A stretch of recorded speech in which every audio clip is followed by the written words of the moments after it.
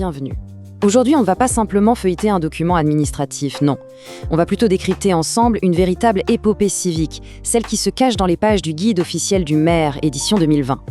Il faut voir ce texte comme le scénario d'un mandat de 6 ans, le récit du parcours d'un élu, confronté aux rites, aux devoirs et aux réalités du pouvoir. C'est une plongée, lente et analytique, au cœur battant de notre démocratie locale, là où la République, souvent abstraite, prend un visage résolument humain. Notre analyse va se déployer en 5 actes, un peu comme une pièce de théâtre. D'abord, il y aura l'appel à la fonction, ce moment solennel où l'élu endosse la charge et ses symboles. Puis, le maire en action, où l'on explorera l'usage de ses prérogatives, de ses outils. Ensuite, la communauté de l'élu, parce que bien sûr, gouverner n'est jamais une affaire solitaire. Suivront les épreuves du budget et du droit, un passage obligé et souvent complexe. Et enfin, on conclura sur l'héritage, ou comment se transmet un mandat et ce qu'il en reste. Et tout commence ici, dans la mairie. Ce n'est pas qu'un simple bâtiment administratif. C'est le théâtre, à la fois physique et symbolique, du mandat. C'est dans ce lieu que s'incarne la commune, cette fameuse collectivité territoriale qui est la brique de base de la République française. Chaque décision, qu'il s'agisse d'un grand projet d'urbanisme ou d'un simple acte d'état civil, prend racine entre ces murs.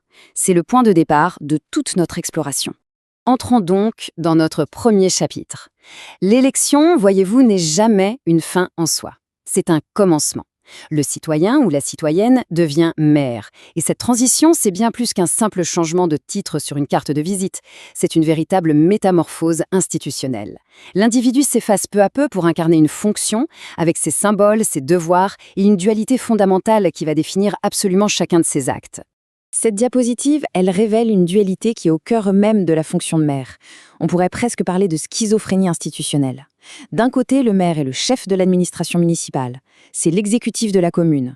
Il applique les décisions votées par le conseil municipal. Il gère le budget. Il dirige les employés communaux. Mais de l'autre côté, il change de casquette et devient un agent de l'État. Quand il célèbre un mariage, par exemple, en tant qu'officier d'état civil, il ne le fait pas au nom de la commune, mais bel et bien au nom de la République, et il est sous le contrôle direct du procureur. De la même manière, pour organiser les élections, il est placé sous l'autorité du préfet. Cette tension permanente entre le pouvoir local et l'autorité de l'État, c'est l'essence même de sa mission. Ces objets sont bien plus que des décorations. Ils sont la matérialisation du pouvoir. Prenez l'écharpe tricolore. Son port est très codifié. Ses glands à franges d'or sont exclusivement réservés aux maires. Ceux à franges d'argent, ce sont les adjoints. Et ceux sans franges du tout, les conseillers municipaux. La portée, c'est signifier que ce n'est plus l'individu qui parle ou qui agit, mais l'État qui s'exprime à travers lui. La carte d'identité, délivrée par le préfet, n'est pas un simple badge. C'est une attestation formelle de la délégation d'autorité de l'État central. Ces régalias rappellent à chaque instant que le pouvoir municipal s'exerce au nom d'une entité qui le dépasse, la République. Bon, passons maintenant au deuxième acte, là où les choses deviennent très concrètes. Une fois investi de ses symboles et de ses rôles, le maire doit agir. Pour ça, il dispose d'outils juridiques et de pouvoirs considérables qui lui permettent de façonner le quotidien de sa commune. Mais, attention, un grand pouvoir implique d'immenses responsabilités et on va voir que ce n'est pas un vain mot. L'arrêté municipal, c'est l'outil juridique par excellence du maire, l'instrument de son pouvoir. Sa structure est immuable et l'analogie avec une recette de cuisson est assez parlante. Les visas, tout en haut, c'est la base légale, la liste des ingrédients. On y cite les articles de loi, comme le Code général des collectivités territoriales, qui l'autorisent à agir. Sans cette base, l'acte est illégal, la recette est ratée. Ensuite, les considérants. Ce sont les motifs, les raisons qui justifient la décision. C'est comme les notes du chef, considérant le risque d'inondation, vu l'affluence attendue pour la fête du village. Et enfin, le dispositif. C'est la décision elle-même, formulée en articles clairs et exécutoires. Article 1, la rue sera fermée. Article 2, la police municipale exécutera cet arrêté. Chaque arrêté raconte donc une petite histoire, celle d'une compétence légale, d'un besoin constaté et d'une décision prise pour y répondre. Le point crucial ici, c'est de bien faire la distinction entre la police administrative et la police judiciaire. Le maire, lui, exerce la première. Son but est préventif. Il s'agit d'éviter que le désordre ne survienne. La sûreté, par exemple, c'est prendre un arrêté de péril pour un bâtiment qui menace de s'effondrer sur le trottoir. La sécurité, c'est réglementer la circulation et le stationnement lors du marché hebdomadaire pour éviter les accidents. Et la salubrité, c'est imposer les règles pour la collecte des déchets ou lutter contre les dépôts sauvages. Il s'agit de maintenir la paix publique et le bien-être de la communauté bien en amont de toute intervention pour réprimer une infraction. Ce pouvoir de modifier le quotidien, de contraindre, d'interdire, il est immense. Mais chaque décision, et c'est là que ça devient plus subtil, chaque absence de décision, chaque inaction expose personnellement l'élu. Le pouvoir a un coût, et ce coût, c'est celui de la responsabilité. Une responsabilité qui peut être lourde, très lourde de conséquences. Alors comment ça marche? Si un élu est poursuivi pour un acte lié à sa fonction, il bénéficie de la protection fonctionnelle. En gros, c'est la commune qui paye les frais d'avocat. Cependant, si le juge considère que la faute est personnelle et détachable du service, c'est-à-dire qu'elle est d'une telle gravité qu'on ne peut plus la rattacher à l'exercice normal de la fonction, alors l'élu se retrouve seul face à la justice. Ça inclut bien sûr les délits intentionnels comme le favoritisme dans un marché public, mais le plus grand risque, c'est celui des délits non intentionnels. Une simple négligence, un défaut d'entretien sur une aire de jeu qui entraîne un accident, et la responsabilité pénale personnelle du maire peut être engagée.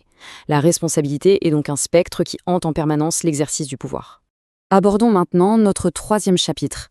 Le maire, malgré l'étendue de son pouvoir, n'est pas un monarque absolu, loin de là.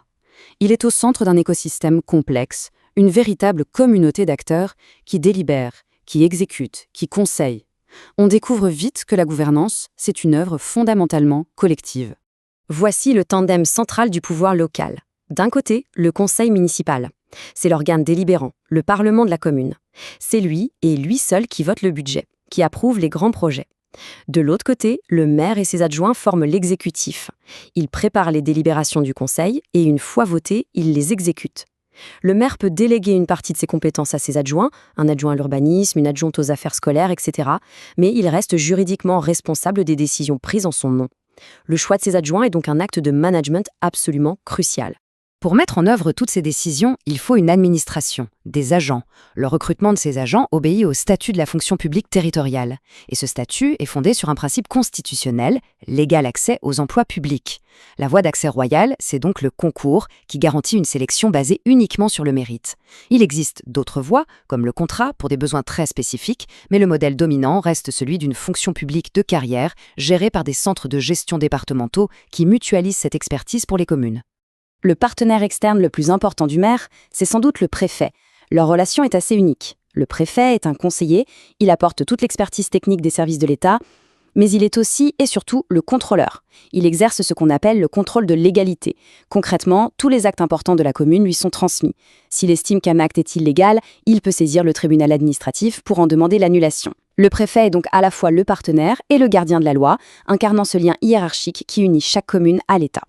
On entre maintenant dans la partie la plus technique, la plus aride peut-être, mais aussi la plus cruciale du mandat, les épreuves, celles qui peuvent faire ou défaire une politique municipale, les règles implacables de l'argent public et des contrats publics. C'est ici que l'idéal politique se confronte de plein fouet au mur du réel et de la procédure. Voici un concept absolument central en finances publiques, l'ordonnateur. L'ordonnateur, c'est celui qui décide de la dépense. Son action se décompose en 2 temps. D'abord, l'engagement. Il signe un bon de commande, par exemple, ce qui crée une dette pour la commune. Ensuite, la liquidation. Il vérifie que le service a été correctement effectué ou que le bien a été livré. Et il atteste que la dette est bien réelle et que son montant est exact. Mais attention, à aucun moment, l'ordonnateur ne touche à l'argent. Jamais. Le paiement, c'est le rôle exclusif du comptable public. C'est un agent du ministère des Finances qui n'est pas sous les ordres du maire. Il est indépendant. Il reçoit l'ordre de paiement de l'ordonnateur et effectue toute une série de contrôles de régularité. Cette séparation très stricte entre celui qui décide de la dépense, l'ordonnateur, et celui qui paie, le comptable, c'est la pierre angulaire de nos finances publiques. C'est un principe fondamental pour éviter les dérives. Effet crucial, le comptable public est personnellement et pécuniairement responsable des opérations qu'il valide. S'il fait une erreur, il peut avoir à rembourser sur ses propres deniers. C'est un garde-fou extrêmement puissant. Pour tout achat de fournitures, de services ou de travaux qui dépassent un certain seuil, la commune doit obligatoirement respecter ces 3 principes cardinaux. Premièrement, le libre accès. La publicité de l'appel d'offres doit permettre à toute entreprise intéressée de pouvoir candidater. Deuxièmement, l'égalité de traitement. Toutes les offres sont jugées selon les mêmes critères objectifs qui ont été définis à l'avance. Pas de favoritisme. Et troisièmement, la transparence. Les procédures sont traçables et la décision finale est motivée et rendue publique. Le but de tout ça, c'est d'assurer une saine concurrence et bien sûr le meilleur usage possible de l'argent public. 2 gardiens veillent au grain. On a déjà parlé du préfet et de son contrôle de légalité, a priori, avant que les choses ne soient faites. Mais il existe un autre contrôle, qui intervient a posteriori, après coup. Ce contrôle ne porte plus seulement sur la légalité, mais sur la qualité de la gestion. C'est le rôle de la Chambre régionale des comptes, la CRC. Cette juridiction financière, totalement indépendante, examine les comptes et évalue si l'argent public a été utilisé de manière efficace, efficiente et économique. Ces rapports sont publics et ils peuvent avoir un impact politique considérable. C'est un outil essentiel de la transparence démocratique. Et nous voilà arrivés au dernier chapitre de notre Odyssée. Après 6 années de service, d'action et d'épreuves, la fin du mandat approche. C'est un moment particulièrement délicat, une période de transition qui est très encadrée par la loi pour assurer à la fois l'équité démocratique entre les candidats et une forme de reconnaissance pour le service rendu par les élus sortants. La loi impose ce qu'on appelle une période de réserve. 6 mois avant le scrutin, il devient formellement interdit d'utiliser les moyens de la commune, le magazine municipal, le site internet, pour promouvoir le bilan de l'équipe sortante.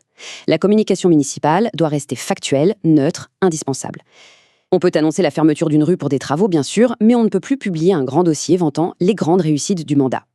L'objectif est simple, garantir une égalité des chances entre tous les candidats et éviter que les ressources publiques ne soient détournées pour servir une campagne électorale. L'engagement d'un élu, surtout un maire, implique souvent de mettre sa carrière professionnelle entre parenthèses, avec de vrais sacrifices. Pour faciliter le retour à la vie active et pour encourager l'engagement citoyen, la loi a donc prévu des garanties. Il y a un droit à la formation, un droit à un bilan de compétences et, sous certaines conditions de ressources et de durée de mandat, une allocation temporaire pour amortir la chute de revenus. C'est une façon pour la société de reconnaître que le service public est un engagement exigeant qui mérite d'être accompagné, y compris après son terme.